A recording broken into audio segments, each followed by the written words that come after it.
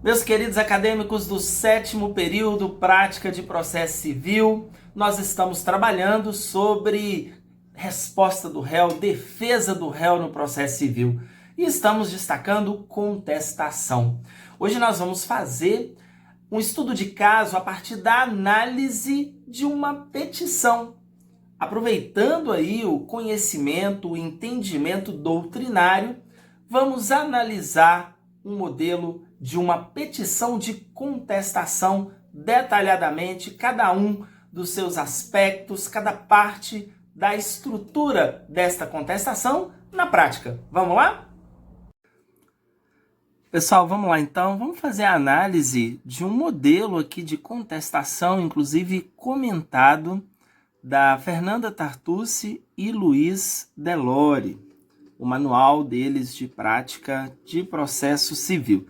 Então aqui nós temos uma situação hipotética, nós temos um caso que é referencial para essa contestação que foi elaborada. Então vamos ver.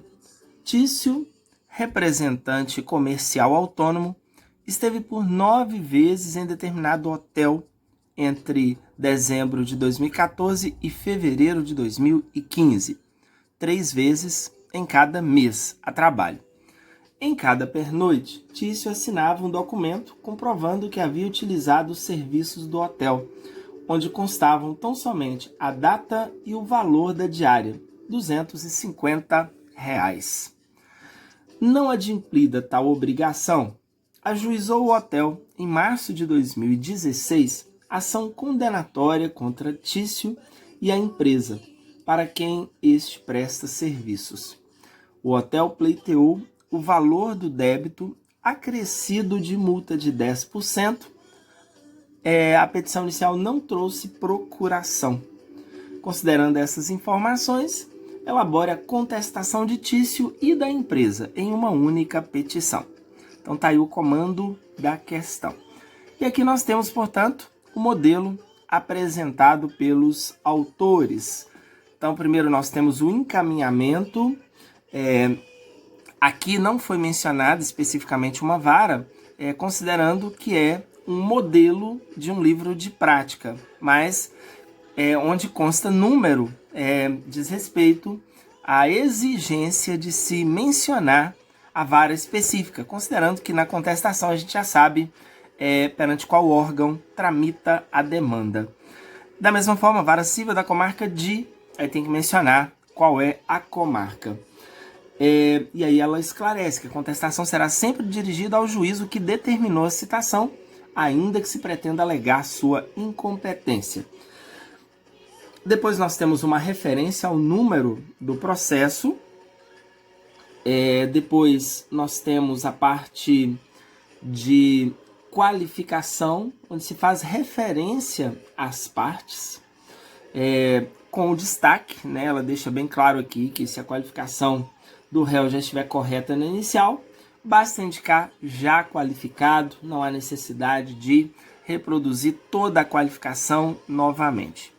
Então aqui é aquela parte de qualificação, fazendo referência ao autor, ao réu, e destacando aí também a demanda que foi ajuizada e o fato de o advogado estar representando o cliente. Então a capacidade postulatória, ela precisa estar demonstrada a partir da informação de que a parte ela atua representada pelo advogado. Aí na sequência aqui nós temos síntese da petição inicial. Então, é feita aqui uma breve síntese, uma exposição sucinta daquilo que constitui objeto da ação. Ela esclarece aqui, inclusive, né, que o advogado, nesse momento, ele não tem que tomar partido, né? Basta ele fazer referência àquilo que o autor disse na inicial. Ele vai ter o momento oportuno depois para impugnar. Aí ele passa aqui na sequência para as preliminares processuais. Artigo 337, sempre que você tiver alguma matéria de caráter processual para arguir na sua defesa processual, de caráter formal.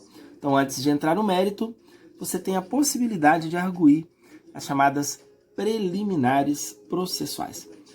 E aqui nós tivemos a primeira preliminar processual alegada de ilegitimidade passiva da empresa. Então tem toda uma argumentação aí questionando a questão da ilegitimidade passiva da empresa. Depois nós tivemos uma outra preliminar arguída, que é a preliminar de defeito de representação em razão da falta de procuração outorgada ao advogado. A própria situação problema, ela destacou a ausência dessa procuração. A procuração é um instrumento de mandato que confere poderes de representação ao advogado para atuar judicialmente. Não pode faltar, tem que ter a referência à procuração na sua petição. Então aqui é feita, portanto, essa fundamentação no sentido de arguir essa preliminar processual de ausência de procuração, que representaria aí na concepção dos autores defeito de representação.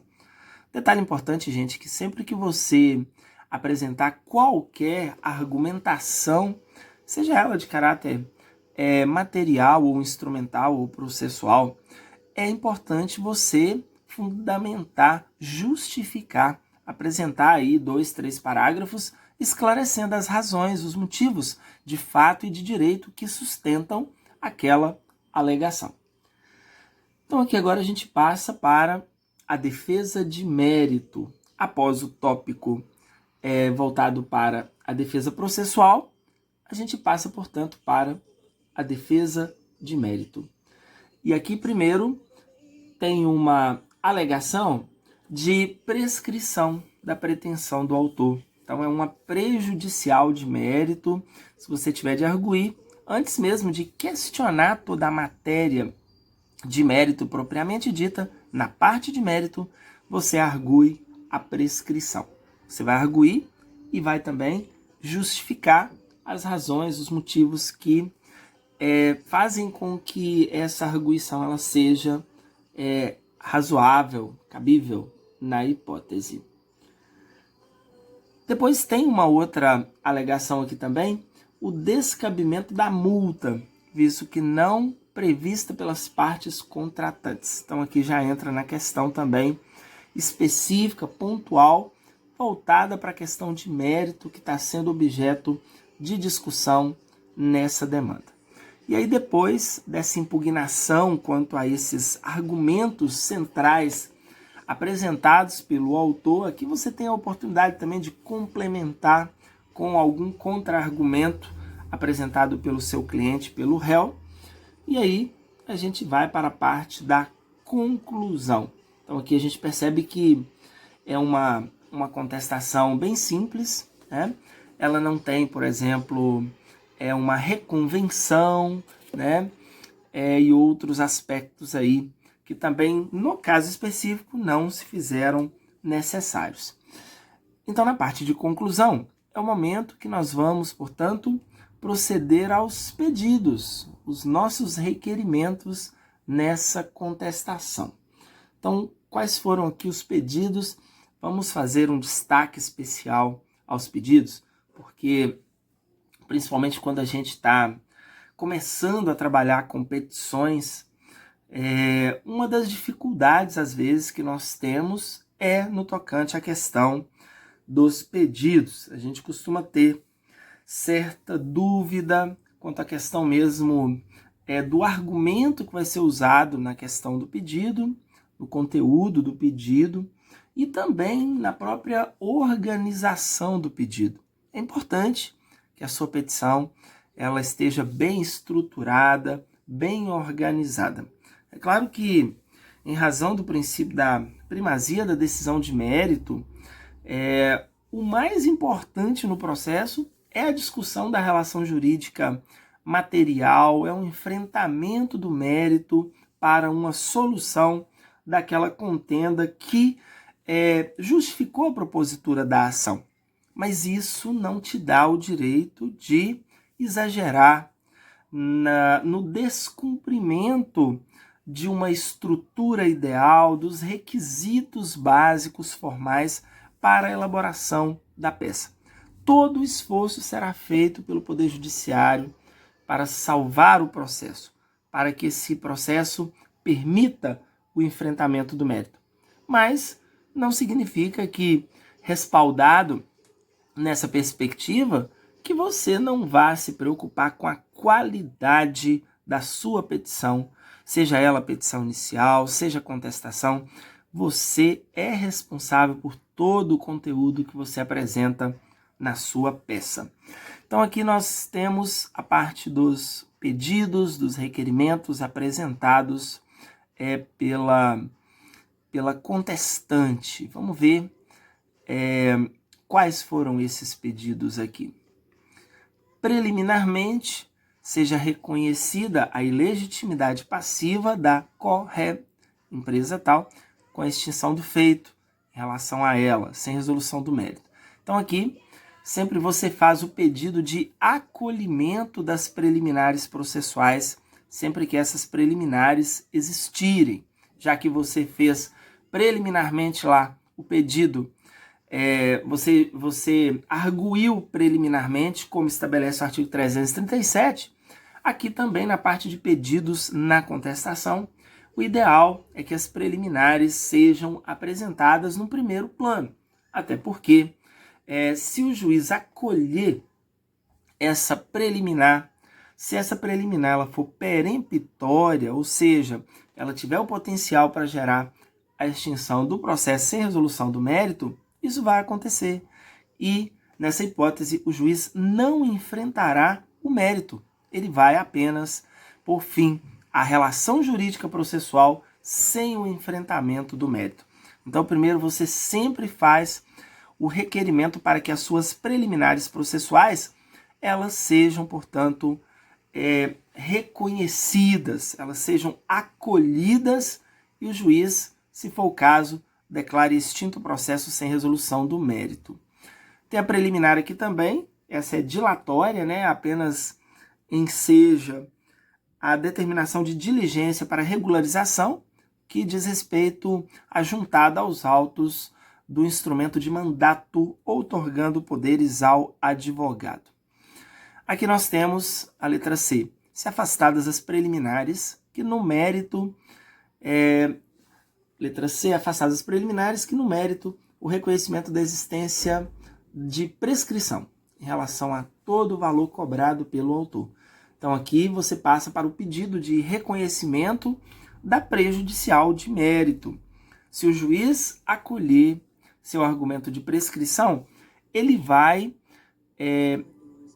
proferir uma sentença com resolução do mérito, porém reconhecendo a prescrição, o que vai impedir efetivamente, né, o êxito pretendido pelo autor. Aí depois nós temos aqui então, se afastadas as preliminares, que seja reconhecida a prescrição.